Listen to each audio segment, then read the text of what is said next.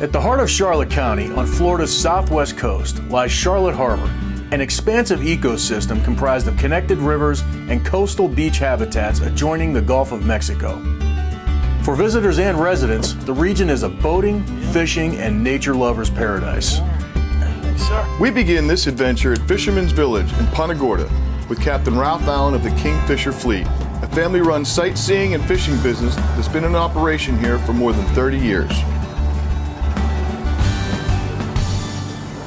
So, Captain, it's great to see you again, especially out here.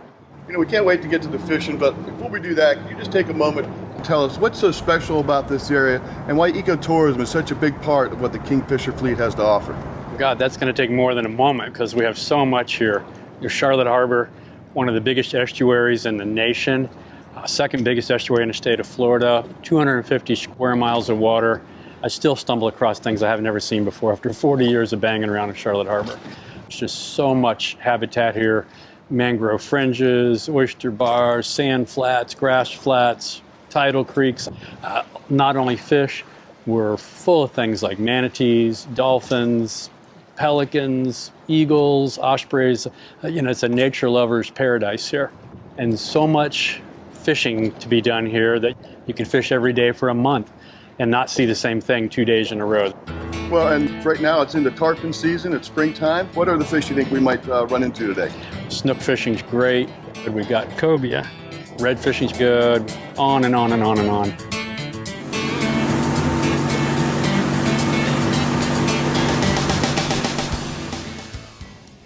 See if he'll hit it again. There he is. I got him. Got a nice cobia on here. He came right by with some spotted eagle rays. So, Captain, you got us all rigged up. Lines weren't in the water for more than a couple of minutes. We were targeting tarpon today, but we had a cobia, which is a fine sport and food fish, that picked up one of the jigs you had on there. These fish are here pretty much year-round, right? Well, it's interesting. We have a few here in Charlotte Harbor year-round. The primary fishery for them inside the estuary is summer months, like now, spring, summer.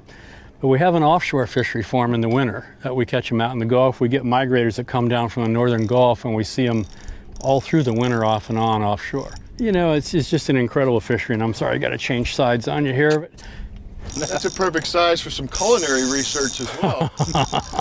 Yeah, you know, speaking of size, let's talk about that, because size does matter when it comes to fishing. We've got a regulated fishery here as far as slot sizes and things like that you need to be mindful of, right? A lot of our fish stocks are in really good shape, and that's largely due to some well-considered and enforced regulations put in place by the state of Florida on a lot of fish that we have.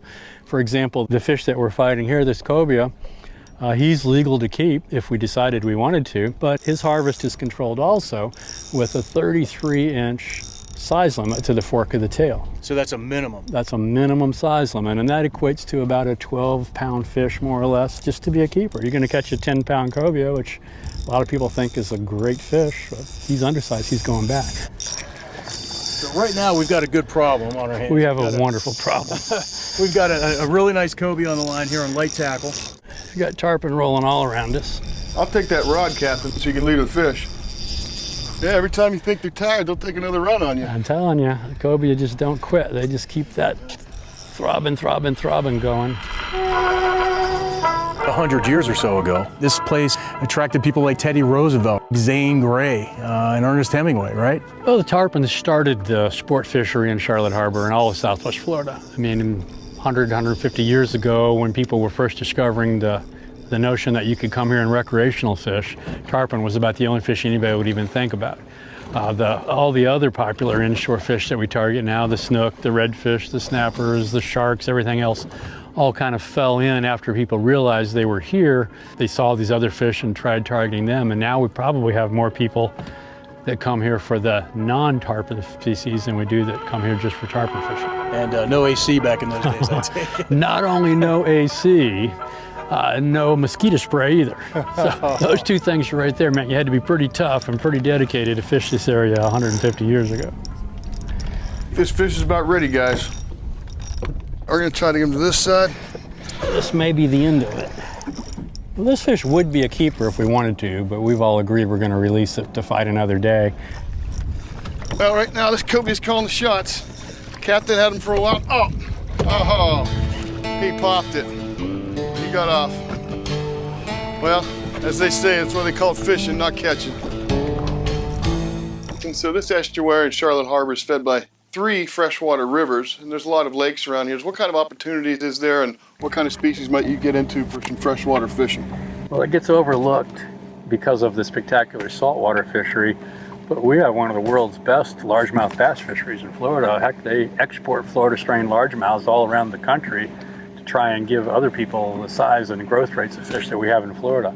And it's a year-round fishery for bass and other freshwater fish, including crappie, which down here they call speckled perch or specks, Right. bluegills, rigger sunfish, which are called shell crackers, and a number of other panfish. Hey guys, fish on. All right, we got a fish on here. And that's a terrible thing, you know, we're trying to talk about fishing, we get interrupted by a fish. By fishing, you know, come on. How cool is Let me that? take that, Sean? Yeah, thanks. You got a cute little bonnet head, not a large animal. No, they don't grow very big. I'll leader him up for you. This would be a good eater if we were going to keep the little feller.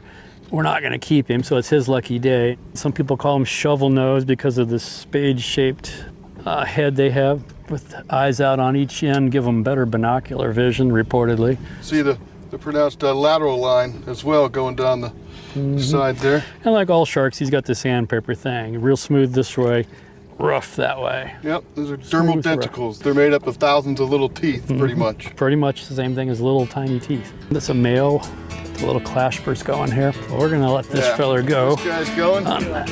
It's never a dull moment with Captain Ralph, and we always have a blast.